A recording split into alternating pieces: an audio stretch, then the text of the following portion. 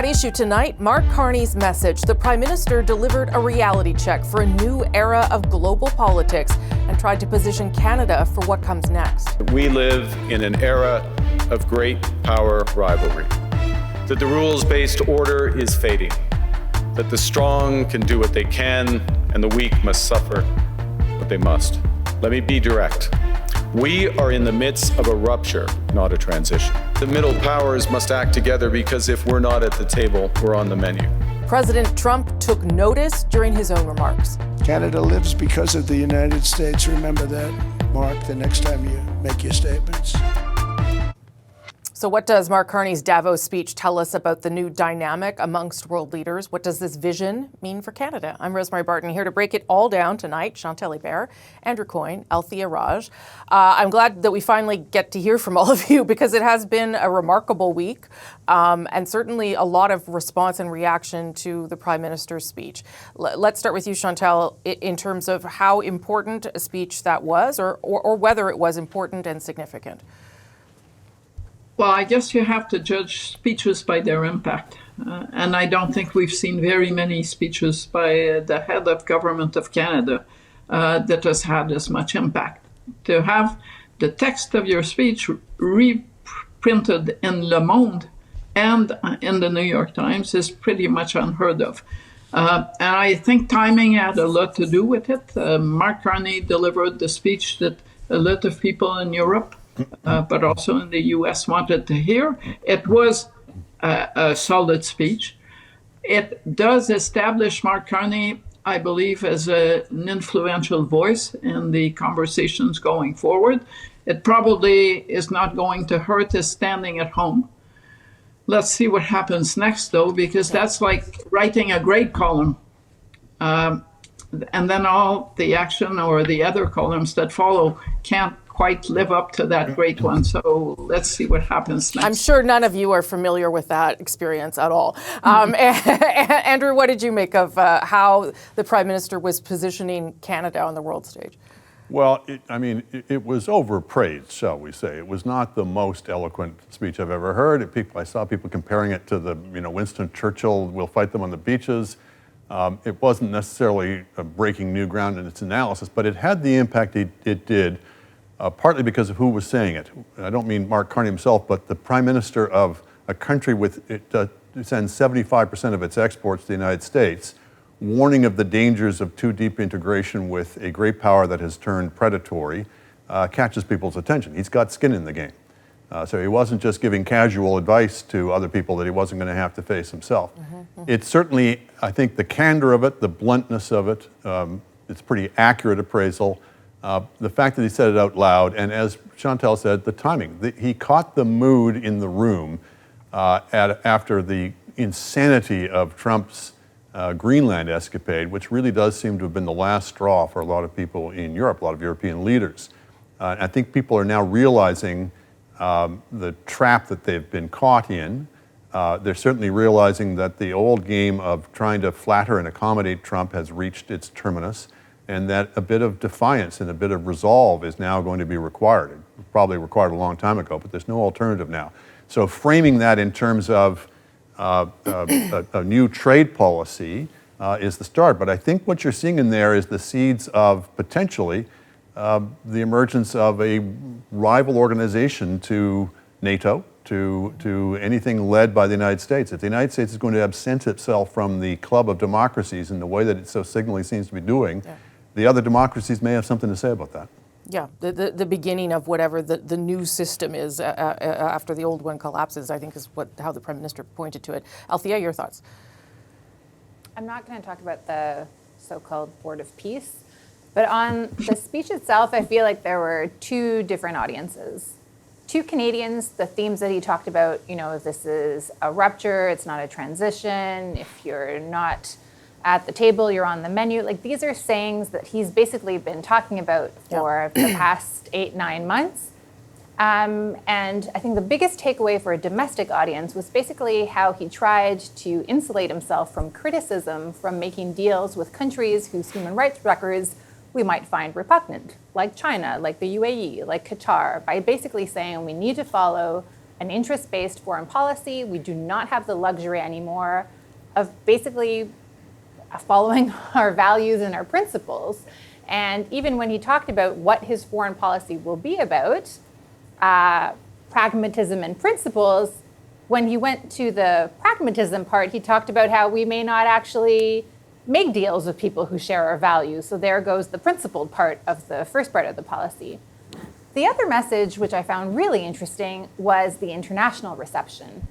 Because I think it was a huge wake-up call, especially to people in the United States, that what Trump is doing is not just impacting this term, however long it may last, but it is going to impact the next presidents, America as a whole. Things have drastically changed. And I don't know, like looking at the coverage in the United States, whether it's in the New York Times or social media influencers or whatnot, it seems like this had never occurred to them before, that the system that the United States has created is gone and that partners have to move in a different direction.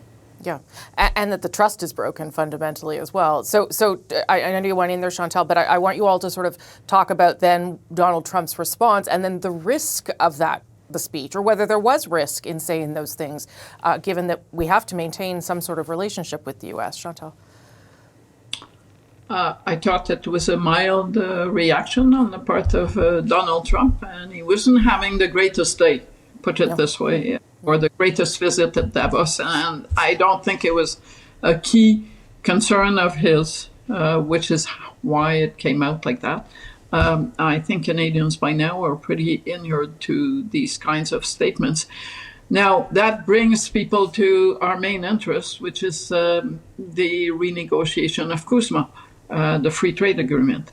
And I think what the past 2 weeks have sent as a message, and that goes well beyond the speech by Mark Carney, but the speech tailors into that, is this is a president who has made trade deals with the European Union, with the UK, and then when he wasn't pleased about their defense of Greenland and Denmark's sovereignty, decided that he could threaten to impose new tariffs. Message from that? You can negotiate all you want with Donald Trump, but his word is not worth the paper he signs on. And I think that casts a different light on what's going to be happening in this country over the next 8 or 9 months, because in the end, we are at the mercy of the whims of someone who wakes up at 2 a.m. and decides that he's going to put 200% tariffs on whatever. Because he's in a bad mood about something you said that is totally within your purview as a sovereign country. Okay, I only have a couple minutes left, Andrew. Well, and the key theme of the speech is, unless we all act together against this, we'll all be at the victim of his whims, the mercy of his whims. So in part, it's a kind of a declaration of independence in the sense that I think what you're announcing there is we are not going to let the CUSMA negotiations become a stick with which to beat us.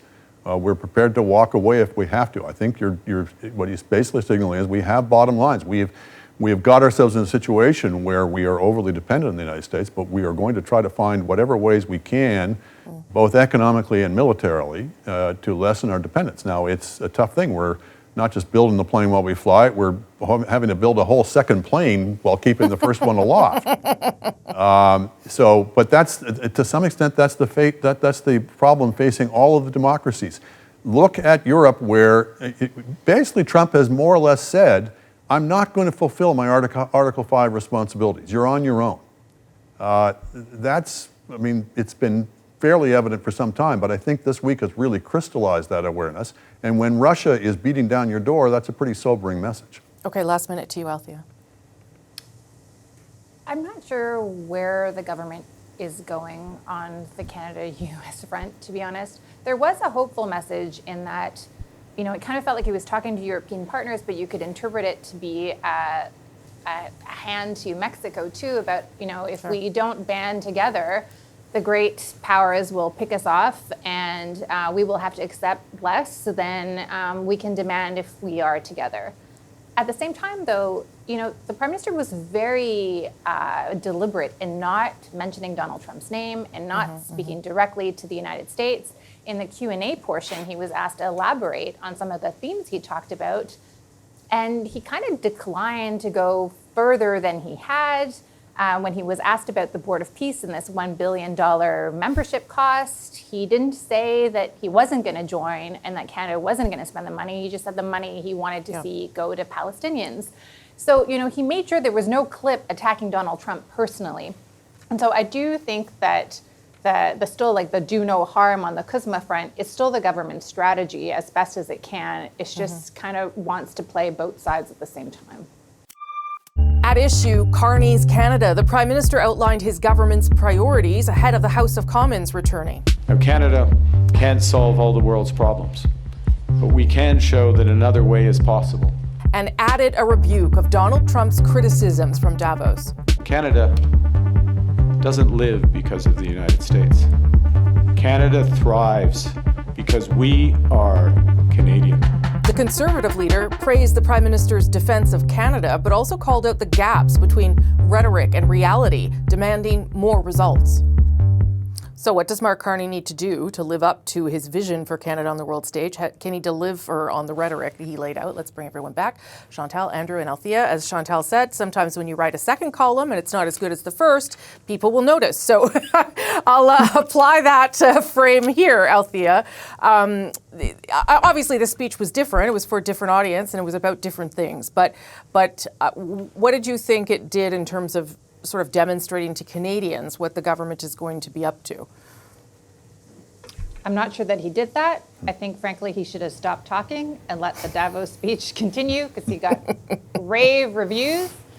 This was kind of like a Justin Trudeau pablum speech, like tries to make you feel good about yourself. Canada will thrive because we're Canadian. What does that mean?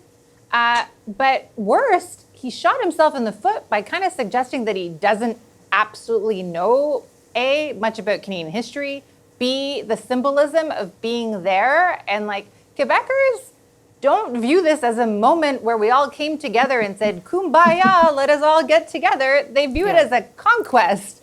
Sure.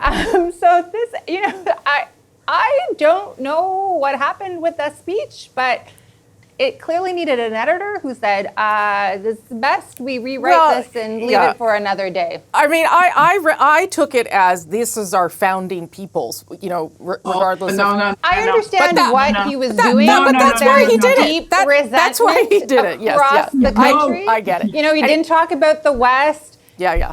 I got it. Now the leader of the PQ is planning to do a rebuttal on Sunday on this speech. It's just opening a whole can of worms that he didn't need to go there. Chantal. Seriously, you do not go to the Plains of Abraham to praise a great coming together moment. And you don't need to be a sovereigntist, a federalist. That's common knowledge here. So if you're going to mark Quebec history, Canadian history, the two of them together, you've really picked the wrong place, especially when you start with the two generals were dead. And this was the end of New France. I'm quoting here. No. But the other thing is, the first speech was, I believe, in sync with where a lot of Canadians, Quebecers, Canadians, whoever, were on the Trump issue. This speech, the kind of unity speech, it wasn't just a reminder of Justin Trudeau's speech. He would never have made that mistake, by the way. It was more a reminder of the era when you come to Quebec and you need to preach unity to Quebecers. And I believe that was totally ill-timed. Andrew. I'm not sure I'm quite as vexed about it as my colleagues, but I do think it was mostly, it was a pretty bog standard liberal leader speech. So a big chunk of it on unity, a big chunk about how the Liberals created Canada, all the policies that we brought you. He managed to work in a couple of Conservative prime ministers, but only when they did liberal things.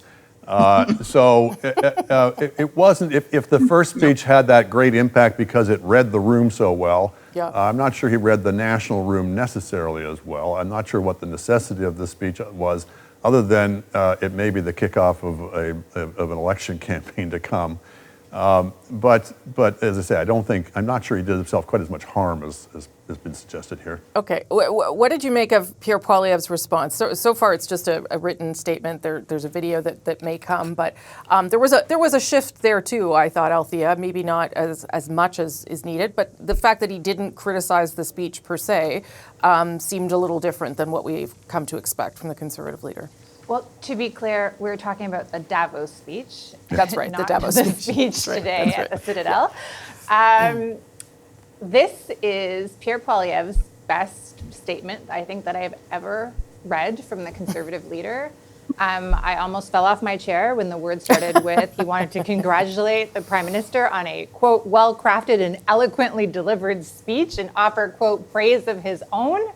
So I thought it struck the right balance because Mark Carney has been getting that congratulatory message from around the globe on the Davos speech, but also in his criticisms, which I thought were fair and just, frankly, where he said, you can pretend that the relationship with the United States is over, but, 3/4 of our goods still go to the United States, and that relationship is integral to be protected, and we cannot gloss over that. And the other part on the values bit that I spoke with in the first block, you can't be naive, basically, he's saying, about running into the arms of China, because this is still a regime that has, kidnapped Canadian citizens, is engaged in, or has been shown to be engaged in electoral interference and foreign interference. This is not a country that shares our values, and so you can't gloss over that. And then in his suggestion about bringing forward a Canadian Sovereignty Act, I think it is a good way to say to the Prime Minister from Pierre Poilievre, these are the things that are our priorities, and kind of squeeze the Liberals on when the House resumes.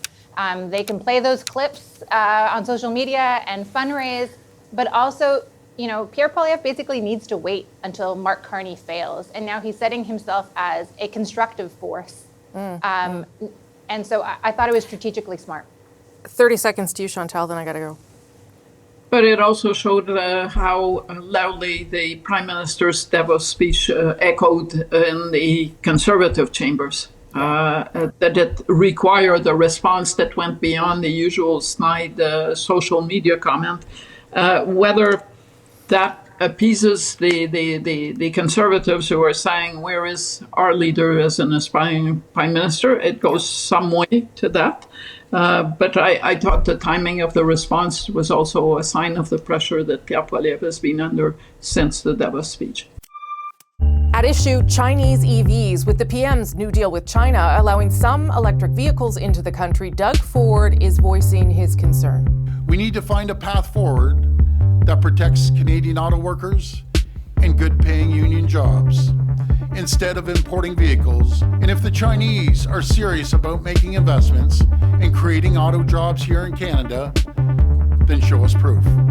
While the PM says Canada needs to partner with China with guardrails. It's the second largest economy and it's our second largest trading partner. We should have a strategic partnership with them within those guardrails, and that's what we've achieved.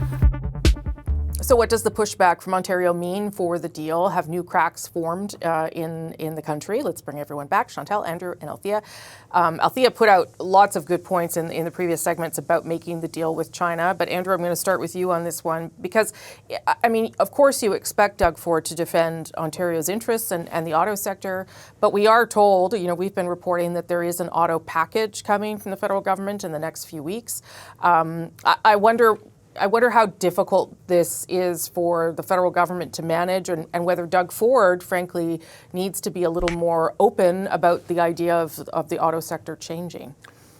Yeah, I thought Ford was more statesmanlike than you might have anticipated. It wasn't, I'm blowing up, I'm taking my marbles going home. It was, we need to have these kinds of offsetting measures, et cetera. And in the circumstances, that's not necessarily unreasonable. If there was any other country but China, I would say, look, adjust, don't just retreat into protectionism, what have you. Obviously, China makes things a lot more complicated. But I do think the importance or the degree to which we have, quote unquote, fallen into the arms of China is vastly overstated. If the background documents on that agreement said we hope, like as an ambitious goal, that we'll get a 50% increase in exports to China over the next 5 years. Supposing that happens, my calculations are that China would go from being 4% of our total exports to maybe 5%. So I think it's actually a fairly cautious opening.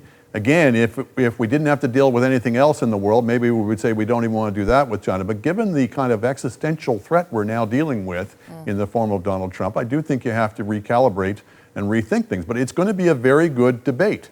Should we continue to put all of our eggs, or 75% of our eggs, in the American basket? Yeah. Or do we need to be more open to the kinds of diversification that are required by our current security situation? Mm-hmm. And how comfortable should we be with those things, with those opening of the doors, to your point? Chantal? Yes, well, it's not just that suddenly 49,000 EVs are going to be up for sale from China and Canada a year, which is a minute amount of cars, by the way, in a place where we actually do not have the same offer from domestic auto manufacturers. But it's also, and I think that's probably why Premier Ford is kind of being restrained up to a point. Saskatchewan, the Atlantic in Canada, among others, did gain something from that, and that is the reduction, sharp reduction in tariffs on their own industries. So at some point, I think it's fair on the part of the Premier of Ontario to say, well, if they want to sell cars here, they should build plants here. That is what we told the Japanese decades ago. Yep. And it is a valid argument, but I don't believe that this is a major rift between Ontario and the federal government. Okay. Althia, last word to you. I think it's possible that we see an auto pact that involves China. There was talk about a joint venture, and Melanie Joly, the industry minister, has talked about building a new auto pact. But then you saw from Howard Lutnick in the United States basically suggesting if you do have a joint venture, then that would jeopardize access to the American market. So I think they're trying to thread a fine line there. I think on the deal itself, they released the MOUs for every other arrangement that they had, but they didn't really release this one. They gave us the summation of what the Canadian government believes was what agreed to. And there are a lot of questions, you had the Chinese ambassador say that, maybe the visa-free travel thing isn't really a done deal. And then we don't really know if the canola, lobster, if that's going to be permanent or maybe just until the end of the year. There's a lot of questions to be asked about what exactly it is that Canada has agreed to with China and what the impact will be on the auto sector. Okay, we'll leave everything there. Thank you. That was a good conversation, as always. That's At Issue for this week. I'm Rosemary Barton. Thank you for watching.